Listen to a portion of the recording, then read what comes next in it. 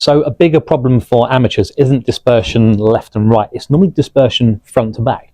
So generally leaving things short. Most players overrate their ball striking, but even if they're hitting the ball first and they're not just, making big divots before the ball or hitting the top of the golf ball, they can still leave it short. So here's why.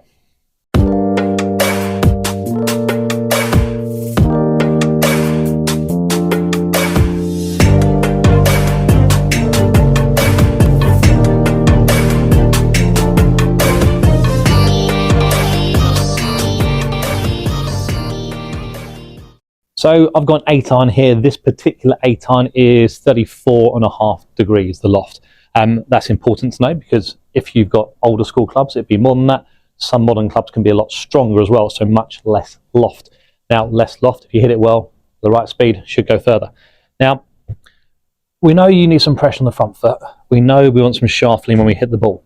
That combination is going to get the ball launching, if you strike it well, launching about the right angle. Now, 34, let's call it 35 degrees here, as a rough guide for normal speeds, let's say for now, your launch angle should be about half of the loft. So we've got 35 degrees there. TrackMan said I should launch this sort of between 17 and 20. Yeah, but we go for roughly half. So if I have a swing here, and apologies to demos because they're going to be even worse than normal because I'm slightly injured, so a few slower swings coming up here, but we'll have a go for you. Okay, so launch that at about 18. So I'm pretty much on the money. Bit short because the strike wasn't good, but in terms of the launch angle, really good. So to do that, I've had to get some pressure forward, lean the shaft forward. Other than the strike not being the centre of the club, the ball flight there is pretty much optimal. Now, even when players do strike the bottom of the golf ball, and I don't mean like bottom out here, it still comes up short. So again, if I have another shot here and I maybe get a bit less pressure forward, a bit more pressure on the back foot, maybe not as much shaft lean, let's see what happens to the shot here. So off the mat, I've still hit that, okay, wouldn't have sounded great on the grass, but now the launch angle goes up to 26. So I'm down, again, 20 yards on where it could be. Again, not 10 out of 10 for strike, because that's a bit tougher to do from the back foot.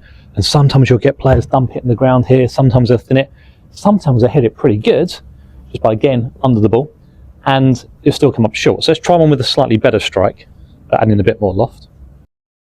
So I've hit that nicely. Attack angle is still going to be down 2 degrees. So I'm hitting down on the golf ball, that's great, 2 degrees. But again, it's 10 yards short because I've launched it very high. It's spinning a lot more, the height's a little bit high, and spin loft is a measurement of, if you're looking at that number on the optimizer on the right there, is the attack angle, so -2, and the dynamic loft, so loft at impact. The bigger this angle gets here, the more spin you get. So it's launched a bit high, I've struck it well, probably think I'm 10 yards short of how far I should go. This is a combination of, strike sometimes, but also not being on the front foot enough, not having enough shaft lean. Okay, let's try more with the correct amount of loft at impact. So again, 35 degree club, looking to try and launch it half that.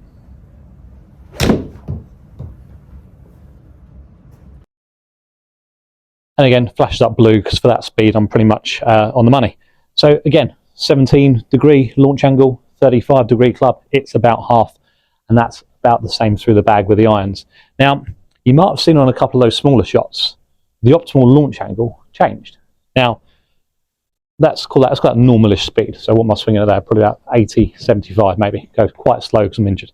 Have I mentioned that already? Anyway. Now, at slower speeds, and this is why you get beginner sets, starter sets, senior sets, junior sets, with less long irons, more lofted drivers. When your swing speed is slower, we don't really want to be hitting down as much because it just won't go in the air. So slower swing speed, you don't need 4 irons and 9 degree drivers, you need as much loft as possible. So if I take the speed off this, let's see what the optimal goes up to now. So still launch that a little bit higher, but it's saying now I should be, with a 35 degree or 34.5 degree 8-iron, I should be launching that at about 20 to 22. Much higher. Because if I launched it at that speed, lower, like before, just doesn't go in the air. It's like a chip shot. Okay. So normal speeds, quicker speeds, we can launch a bit lower. Slower speeds, we don't need as much sharp lean impact, and that doesn't mean start like adding loft to it. We still want to hit down, still need some shaft lean, but slower speeds, we haven't got to be quite as extreme. So if you know your lofts, most ranges will have the launch angle of the golf ball, and if you haven't got the optimizer, fine, but if you know what your lofts are and you can measure it and you've got decent swing speed, you can chop that loft in half and see if you can get your launch angle somewhere half the loft.